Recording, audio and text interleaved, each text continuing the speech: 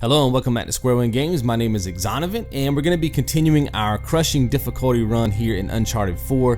This is going to be chapter number 8. It's called The Grave of Henry Avery. There's going to be 4 combat situations in this chapter. We've got Ruins, Bridge, Dormitories, and Cliffside. And we get into some pretty intense combat situations in this chapter. As the game continues to progress, the combat situations are obviously going to get a little bit more intense, and there's going to be a lot more enemies for us to have to deal with. So the videos are probably going to be a little bit more lengthy, and I think there's one clip in this video that's fairly lengthy, but I'll show you a cool trick to get to the level. It does take some time, but it's very safe. So let's hop right into this first encounter, and what we're looking for here is just be able to kill one enemy with the explosive that you have in your inventory. You should have one even if you restart checkpoint. Of course, there's more up there in the wooden crate if you want to pick up some more, but you just want to kill at least one guy to get this combat situation started. You can see right now that I'm behind this crate over here with the blue tarp. This is a magic spot. This is what we look for in these combat situations because we need people to bring us ammo. And look right there, that dude always rushes you. In fact, just about all the enemies are going to rush you on this left hand side.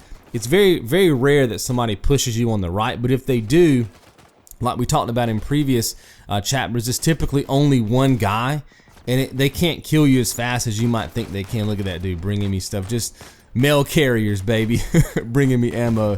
Now, awesome. Now, what I want to show you right there was the grenade tosses. So they're going to be tossing grenades at you pretty extensive here, but they're usually going to be falling off the edge of the cliff, and you'll hear it in your headset. You'll hear it, it'll start beeping, right? It'll be pretty loud, and then you'll hear it kind of trail off.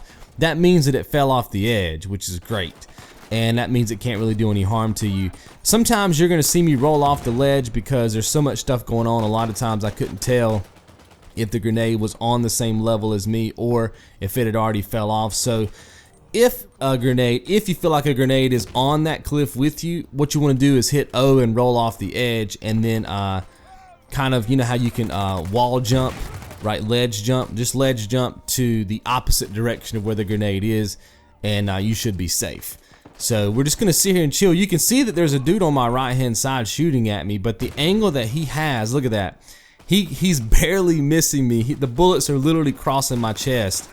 But the way the geometry works when you're in this particular spot, he can't do anything to you. Now, if you move to the right any on this crate, there's a chance he can get some shots on. Right there's a good example. If they push you like that, you want to roll off, ledge hang, and shoot them with your pistol. Which means anytime that you are, there again, roll off, shoot them with your pistol. The way that you can tell if they're going to push you on that right hand side or not is if Sam's not over there. That's how this game works.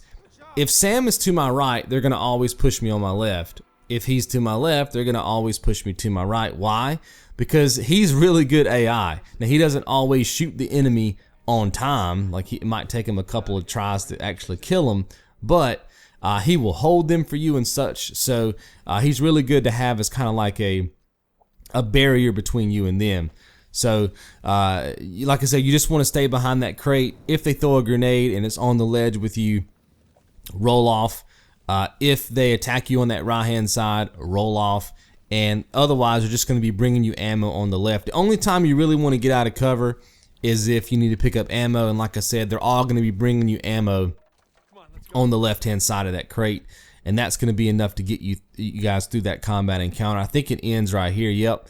So we're going to go ahead and move on to encounter number 2, which is called the bridge. This took me a little bit of time to figure out, but I think I have a pretty cool strategy for getting you guys through it. Remember, and this is a rule that we adopted in the Brutal run for the Nathan Drake collection, is we always want to be where the enemy doesn't want us to be.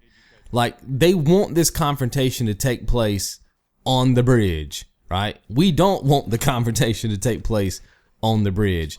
We want to funnel and kill. We want to funnel all the enemies to us, kill them, thin them out, and then go to the bridge. And that's exactly what I'm going to be showing you guys in this clip. So what we're going to do first thing is kill the initial 3 guards.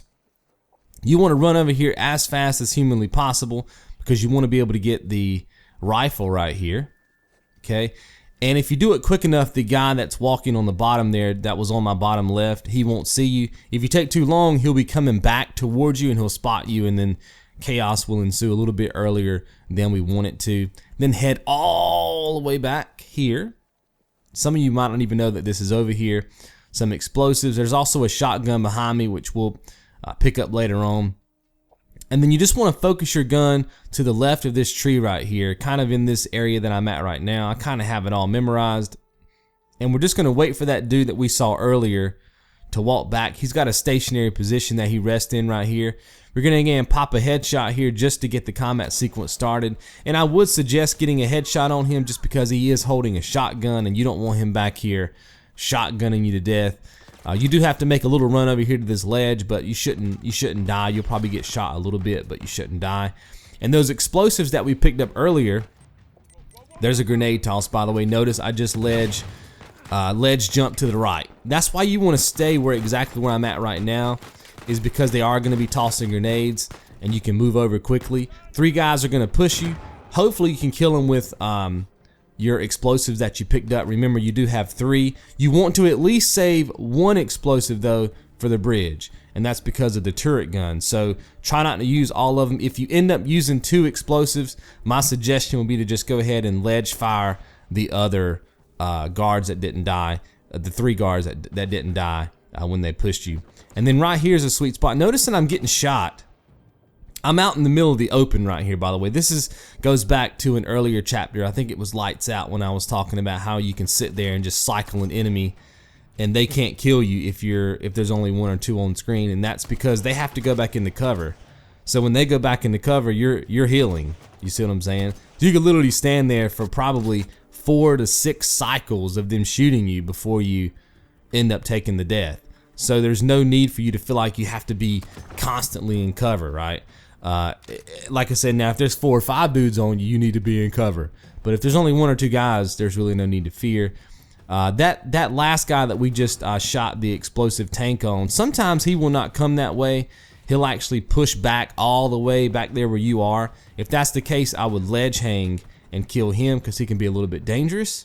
And then what you want to do is make your push. Notice that we did pick up the shotgun because we're going to be getting into some close quarters combat here. It's going to be roughly 4 dudes. This is a funny clip right here. Boom! Shot that dude right in the face and he bounced off that wall with the shotty. That was, in fact, I laughed out loud literally when that happened. This is why you want to at least have 1 explosive so you can take out the dude on the turret. Now I have 2, so I'm using the other one to take out those guys right there in the doorway. But if you don't, that's what the shotgun is for. You definitely want 1 explosive for the turret and then the shotguns for the other 2 guys. There should be 3 guys roaming around back here if you've done everything correctly. So that takes care of that encounter. Let's move on to Dormitories. Now this one is crazy. This is the long clip, okay? And I'm not going to forward any of this because I know there's certain people out there in the YouTube world that'll claim that I'm faking this or cutting it up so that it looks like it works. But so this is a full clip, so I apologize for those of you who might be looking for a shorter clip for this particular encounter. But what we're going to do is run all the way back. This is a strategy that I've been using in third-person shooters, especially if you've watched my Nathan Drake collection. This is a strategy that we use a lot. You go back in the map as far as you possibly can, okay? And then what happens is all the enemies get aggressive and they funnel. Now the great thing about this spot, because this area is notorious for grenade tosses, okay, is that when they toss a grenade, all you gotta do is jump over a couple of times. Now you're gonna take some damage here, but you're not gonna die. And the other good thing about this area is that Sam is blocking the doorway. So 9 times out of 10, nobody's gonna get through. He's an absolute beast, okay? Notice he's just attracting everybody.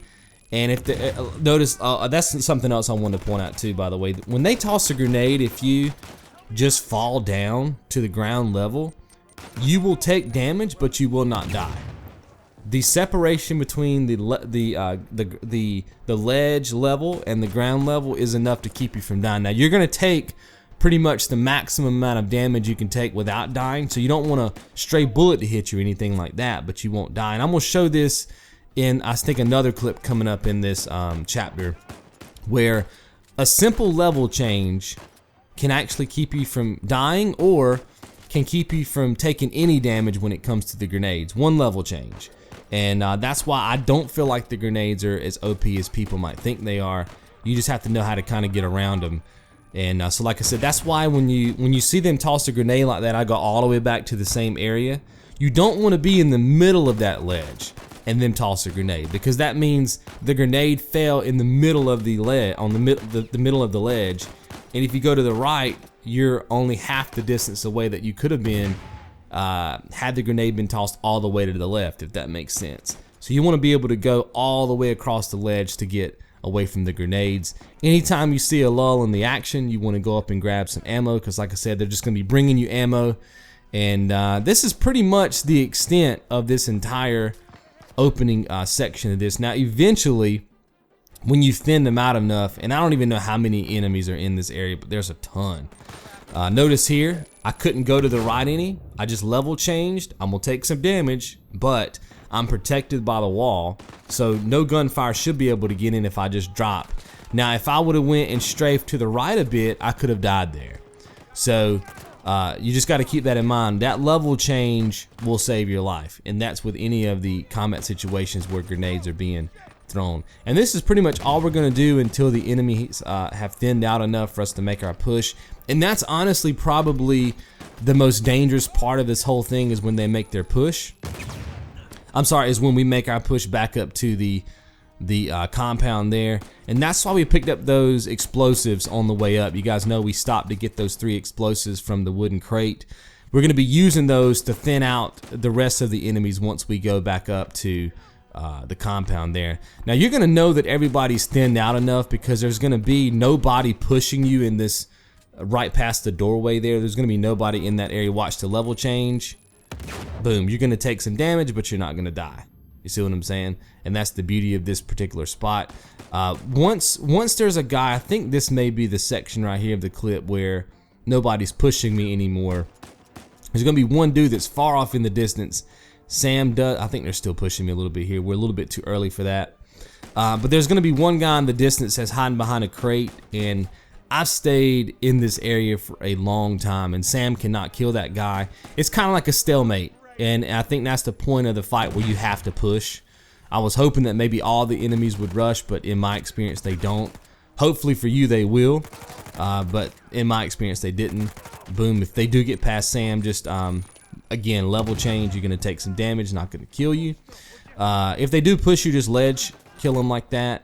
Again, there's a prime example of when Sam is holding an enemy, it's a one-shot kill, which is great. That's a great way to conserve ammo. I think I mentioned that in the very first episode of this whole series that we're doing here on crushing, is that there's definitely ways to conserve ammo, and one of those is to blind fire kill, because typically if you can blind fire kill somebody, at least my rule of thumb is, if the only time I ever blind fire kill or ledge hang kill is when they're fairly close, which means most of my bullets are gonna hit. If I feel like they're far away, I will always do the shoulder lean mechanic, because obviously blind fire is not as effective as it could be, and that's definitely going to help you conserve ammo. Not to mention, look at all the dead bodies right there. There's just ammo for days right there if I need to pick it up. So you're never going to run out of ammo, because your trusty mail service is going to be bringing them to you, which is of course all of the dead bodies. This dude right here, I find him very hard to hit from this distance. He's very hard to see. So when you get to this point in combat where you don't see anybody in this initial area right past the door, and there's this one guy back there firing at you, that's when you kind of want to start making your push. Okay, pick you up a lot of ammo. Remember, you have your explosives. You just want to be cool, calm, and collected here, because you still got some people that's got the high ground on you. So when you make your push, you want to stay near this wall so they can't shoot you. Okay, you're going to take a little bit of damage during the transitions, but it's not gonna kill you. Okay, notice I'm just kind of moving up slowly, not worried about shooting him. I want to get to this next wall section before I start to go crazy. Now I probably could have killed that one dude right there to my left, and I wouldn't have taken as much damage with a grenade toss, but I know that he always pushes. And when they get kind of in these bushes right here to your right, that's kind of where you want to start tossing grenades. That's typically where they go. I think there I tossed the grenades a bit early just because I was taking some damage. But there's gonna be those, you see where the wall ends right there, and then they have the grass right there to my right. See how they're pushing in that area? A lot of times if you'll go right here initially, they'll push into this grass area and one grenade toss will kill them all. So it just depends on how they play out in your game, okay? So like I had to toss my grenades a bit early. You may not have to, but the main thing is that you're behind that wall and that you're using your grenades there. You're not aiming. You definitely don't want to peek out of cover in that area to get your kills. Now, when you get here, you kind of have to run and gun a bit because there's going to be about 4 guys left. You can see I just shot that one dude over there by the crate. This window right here is a great line of sight to be able to kill at least 1 or 2 of them. Just take your time. Remember, they have to go back into cover. Notice I'm just taking shots, okay? You can see that, right? And this is, like I said, is what we talked about in a previous chapter, in chapter 7. You can take gunfire in crushing, guys. It's not brutal. So don't feel like you can't just stand out in the open when there's only 1 or 2 guys left. You'll see me do that a lot. It's probably going to look like, man, he's just taking fire. He doesn't know what he's doing. But I'm just doing exactly what I know I can do within the limits of crushing without taking a death. Just keep pushing up slowly until you get to where you can get some good shots. I think there's only 2 or 3 guys left. You should have plenty of ammo at this point. If not, you run out of ammo and there's still some dudes left, just make the run all the way back to the initial area where we were earlier, where the doorway was. Pick you some up. It's all right there. You don't have to run around and try to find it, okay? Once you take out the last couple of guys, you're going to be clear, and just make your way to the door, and that should be enough to end this encounter. But that's a fairly safe strategy to get through encounter number 3. All right, so now we're into the cliffside. So this can be a little bit tricky if you don't know exactly what to do, but there's actually not as many enemies on this in this particular sequence as you might think. It just feels like there's a lot of enemies because they can hit you from pretty much every angle. But this is the trick. You want to come over here and swing. If you can do it fast enough, the dude with the laser sight will not see you.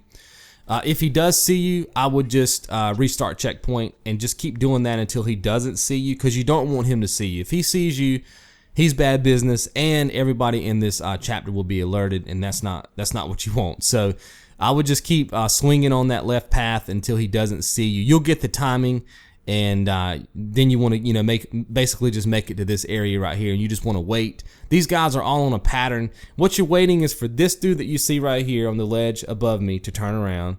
There's another guy near that back rock wall. You want him to be moving away, and you want this guy to not be in your way. When those 3, that guy over there in the distance, you want him to be turned around too. So when he turns around and the other guy's not there and this guy's out of your way, just make a push for the exit here. They may see you, they may not. It doesn't matter though, because by the time you get up here, the level will be over, or at least that encounter will be over. They're going to just magically disappear, and of course this finishes out the level. So that pretty much wraps up this particular chapter, guys. Not that crazy if you know exactly where to go. Remember, you're just utilizing the cover that you're given. You want people bringing you ammo, and then at any point you feel like things are getting hairy, you just want to dive off a ledge somewhere and ledge hang kill or pull people over the edge using square, right? And that's pretty much the extent of this chapter. So hopefully you guys have enjoyed. I'll see you in the next video. You guys be good.